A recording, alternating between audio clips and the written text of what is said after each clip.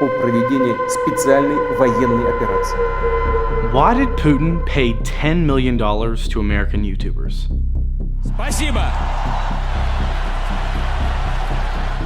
As calm as he looked, this man was executing a master plan that even the FBI was unaware of. They did it with purpose, they did it with sophistication, they did it with overwhelming technical efforts.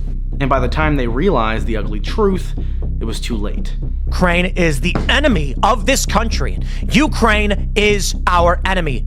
After the Ukraine war, the Russian government secretly collaborated with this US-based media company, which had 316,000 subscribers, uploaded around 1,900 videos, and attracted more than 16 million views.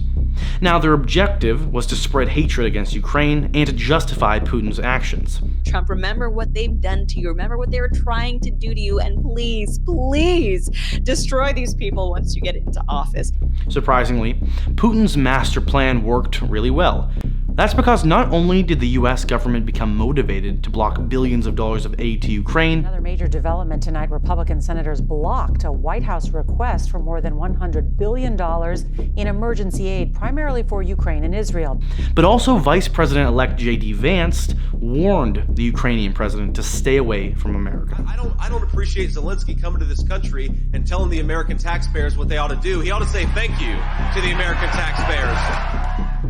Even Elon Musk fell into his plan, boosting the company's content at least 60 times.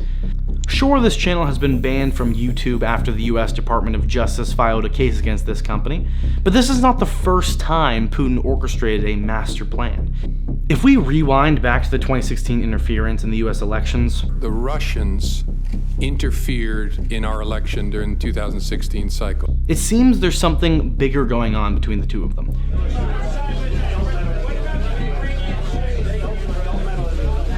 Something that poses a serious threat to how we consume information online.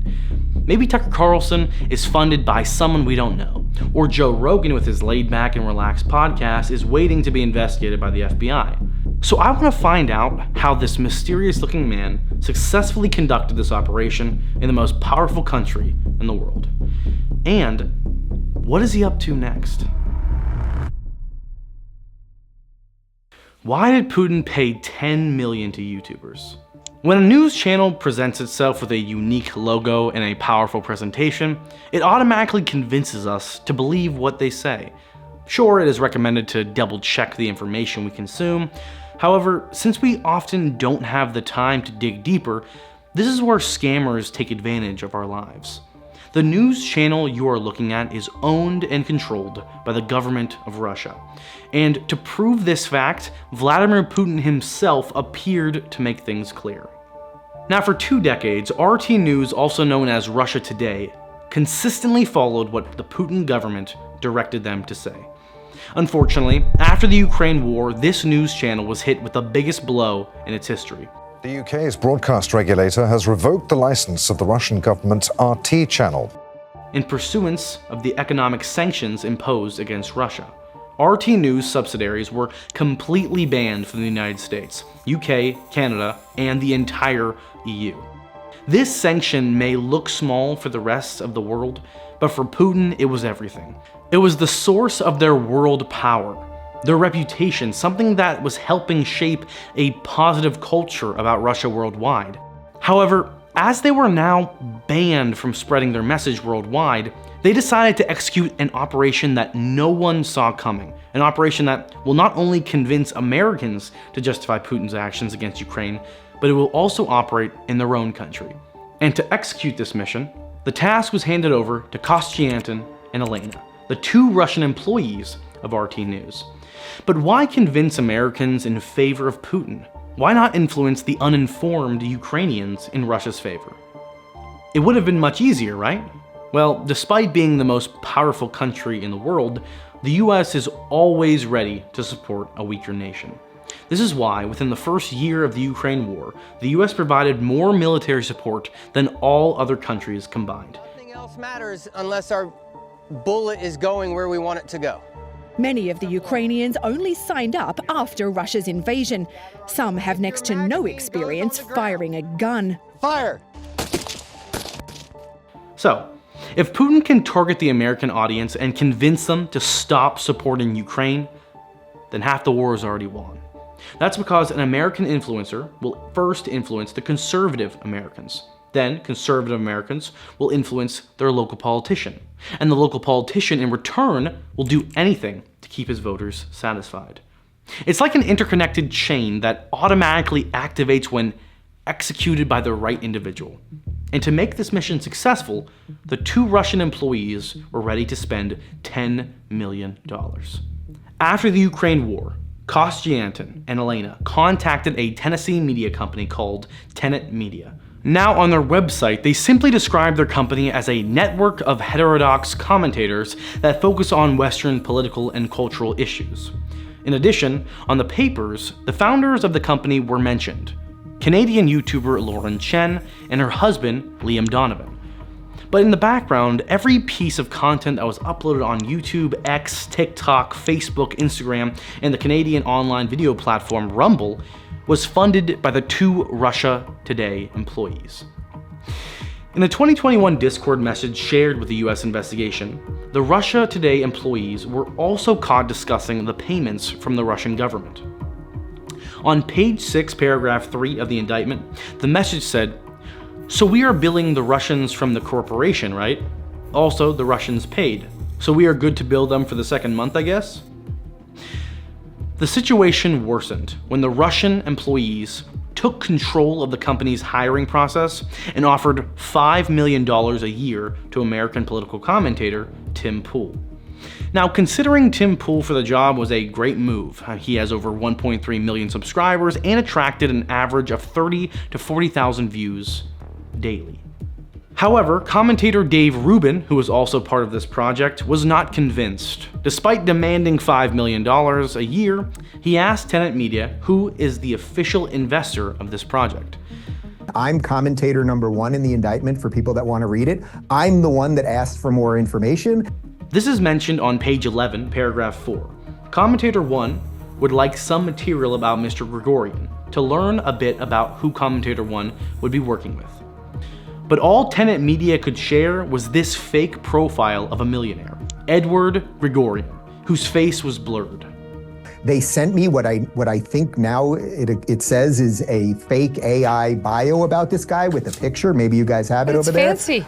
It looks fancy. No, but even that didn't. I was like not satisfied with that, so I asked. It's kind of fancy. Yeah, so that's what they sent me. And to ensure Tim does not become suspicious about the Russians supporting this project, they mentioned Edward as a Belgium-based finance professional who is planning to establish a conservative news outlet. They even had a Zoom call, but still could not identify who the actual person was. I got on a Zoom call. Lauren set me up on a Zoom call with a person that I was told was her French benefactor named Edward Grigorian, and now I don't know who I spoke to. I actually have no idea who I spoke to. So the profile of the investor may not be clear, but when the Russians began sending money through shell companies in Turkey and the United Arab Emirates, Putin's secret plan began to work its magic. Tenet Media not only praised Putin's decisions, but also featured famous Republicans like Vivek Ramaswamy, Laura Trump, Kash Patel, and Carrie Lake. And just like that, all of a sudden these Republicans supported what Putin wanted. Ukraine is not a paragon of democracy. This is a country that has banned 11 opposition parties. It has consolidated all media into one state TV media arm. That's not democratic. Furthermore, in one incident in March of 2024, Russia investors also directed Laura Chen to blame a terrorist attack on a music venue in Moscow as an attack caused by Ukraine. The message said, "I think we can focus on the Ukraine-US angle. All terrorists are now detained while they were heading to the border with Ukraine, which makes it even more suspicious why they would want to go to Ukraine to hide." But why does Tenet Media praise Republicans? Why not Democrats? And why did Russian investors not stop American influencers from praising Trump? If Trump comes to power, there is no guarantee that he will not provide any more aid to Ukraine. Perhaps he could approve the largest military aid package to Ukraine, surpassing anything the Biden administration ever enacted. However, the harsh reality is he can't. And the reason behind this dates back to the year 2004, when Trump hotels and casino resorts filed for bankruptcy with $1.8 billion in debt. You see, since the death of his father in 1999, Trump has been going through financial trouble like never before. Everyone knew that Trump would not be able to manage his father's business. However, a few years later in 2008, Trump's eldest son came up with this baffling statement.